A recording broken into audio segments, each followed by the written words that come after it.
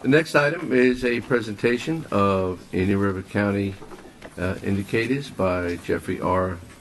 Pickering, President and CEO of Indian River Community Foundation. Good morning. Good morning, Mr. Chairman and fellow commissioners. My name is Jeff Pickering. I'm the President and CEO of Indian River Community Foundation. I'm here with my colleague, Chieka Nwosu, and we're going to share with you a little bit of information about a new resource that we made available for everyone in the community to use. It's called Indian River Indicators. Okay, so Florida, as you may know, is one of the fastest growing states in the country, with nearly 1,000 new taxpayers moving to the Sunshine State every day. Indian River County, Florida, is one of the most generous communities in the United States, with household giving rates nearly double that of the national average. For local donors, however, finding the data and information needed to know that donated time, talent, or treasure is making a real difference can be challenging. This is why 3 years ago, Indian River Community Foundation partnered with GuideStar, a technology company, to develop our own online nonprofit search to help members of our community to find, learn about, and give directly to local charities here in Indian River County. It's also why we've partnered with Vero Beach Magazine to publish our annual Guide to Better Giving. And while finding information about local charities is now easier, measuring results about the dollars given to them is still challenging. Until now, no contemporaneous, comprehensive resource has existed in Indian River County to indicate where we're making progress and where improvement is needed. Indian River Indicators is a new resource that provides key data and information about our community that is updated annually and that can be used to support and sustain proven programs. It can also be used by community leaders to develop policy and promote promising practices or inspire innovation that can lead to solutions to persistent community challenges. Now, Chieka is going to navigate us through on the website a little bit about Indian River Indicators and what you can find when you visit there. So Indian River Indicators can be found by simply visiting ircommunityfoundation.org and clicking Indian River Indicators. And then to learn a little bit more about it, we'll click About Indian River Indicators. And here you'll see instructions and examples of how to use the dashboard, which are included, as well as a simple index of the various categories of data and information that can be found on this version of the site. And we'll update it annually, so this index will continue to grow. Now, to begin to look at information on what you can actually find about real-time data and information, we'll start with an overview of our community. To begin, here we can find population and other demographic data about Indian River County, such as age, gender, race, English proficiency, people with disabilities, veterans, income, and education. And specific information can also be found about things like the average life expectancy of an Indian River County resident. We can also use certain features like this mapping tool, where you can see where disparities exist with life expectancy.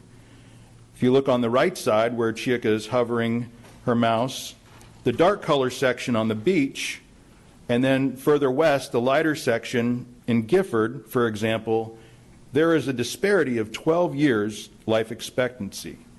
If you live on Orchid Island, your average life expectancy can be 87 years. Whereas if you live in Gifford, the average life expectancy is 12 years less, 75. So people interested in that particular disparity can take a look at this data and information and begin to explore reasons why and develop possible solutions to address this particular challenge. Continuing, let's take a look at the health and prosperity of children. Here we also find population and other demographic data about this community's children. Specific information about preschool, enrollment, and kindergarten readiness can be found. So proven programs like those operated by the Healthy Start Coalition, which has significantly reduced our community's infant mortality rate, Child Care Resources, Kindergarten Readiness Collaborative have all contributed to the progress we have seen in these areas. Here you can also see status of third grade English proficiency in our community. Proven programs like those operated by the Learning Alliance and the partners in our community's literacy initiative, the Moonshot Moment, have contributed significantly to this progress. Other information that we don't hear enough about, however, about our community's 8th graders can also be found. If you look at the proficiency in math, last year we were at 64.3% of our 8th graders were proficient in math. And if you think about that compared to the literacy initiative, it might not seem so bad.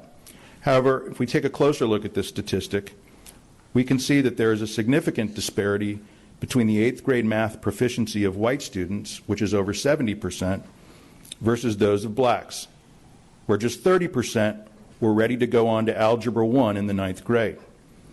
Unless remedial measures are taken, 70% of our black 9th grade students will start high school behind when it comes to high school math graduation requirements. Thankfully, at the high school level, we have provided substantial interventions to catch many of these young students up, where our high school graduation rates across the board have improved.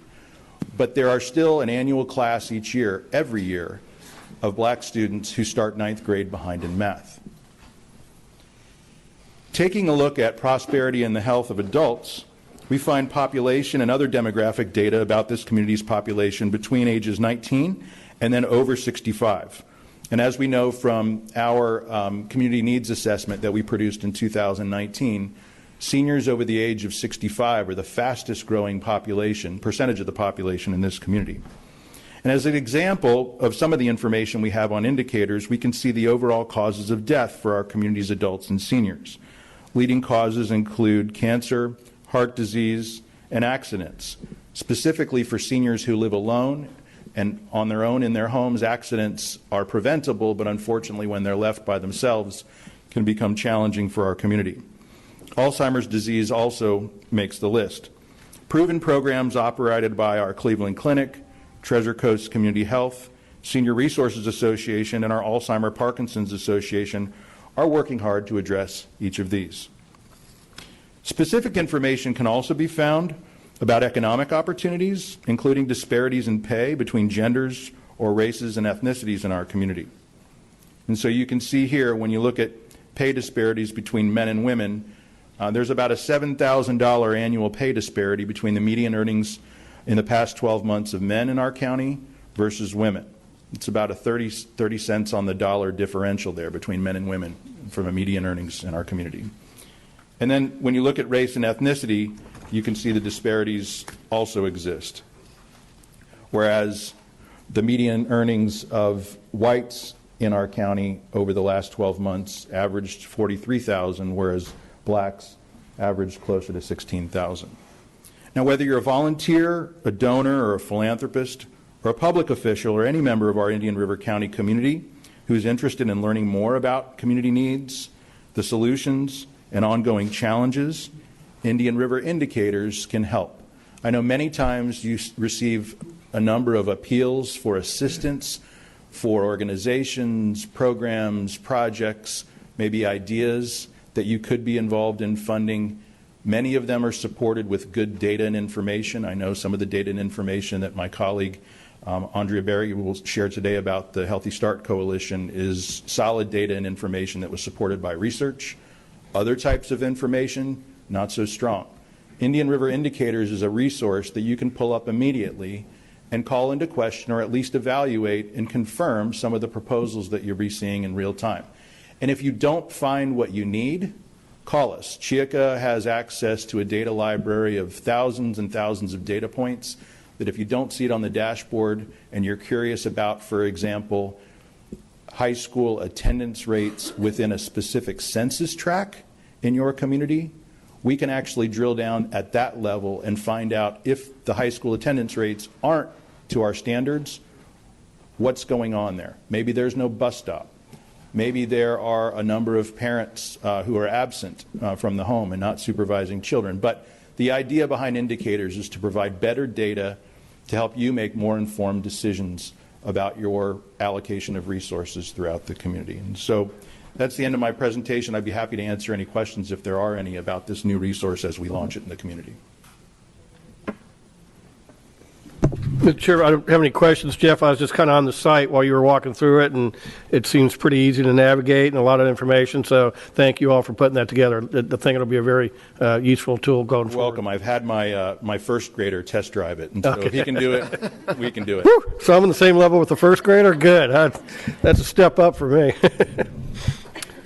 Mr. Chairman, yeah, I appreciate this. It's pretty extensive so far, and I'm sure it's still a work in progress for y'all as to what you're going to add or. It will be. I mean, this has been an investment supported by the foundation and some generous philanthropists in the community. The intention for this is to be the go-to site really for anyone looking at allocating a significant amount of resources. If I'm asked by the museum or the Boys and Girls Club to give $100 or $1,000, I trust the people there and I know the good work that they're doing. But if I'm asked to make an investment of $100,000 or $1 million, this is the kind of data and information that will help somebody make a more informed decision. Oftentimes, when our clients come to the Community Foundation and say, I'd like to address, for example, homelessness and help homeless children, I'm thinking of about a $100,000 gift.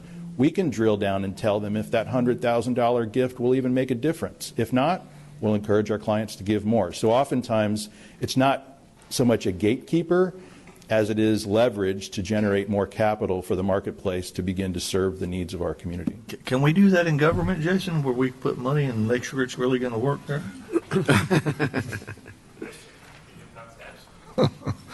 No, this is awesome. It really is. Y'all should be very proud of it. It's very impressive. It's very clear and concise, and I think it's going to be a valuable tool. And maybe it's something that we could include when we maybe get our new website up and running as a link to it or something. It's free, and the links that Chiaka can pass it on. You can embed it in your own site and utilize it however you choose. It's very impressive, and again, y'all should be proud of it. You'll Thank you. be commended highly for it. I think it'll be a very good tool for everyone to use. Thank you.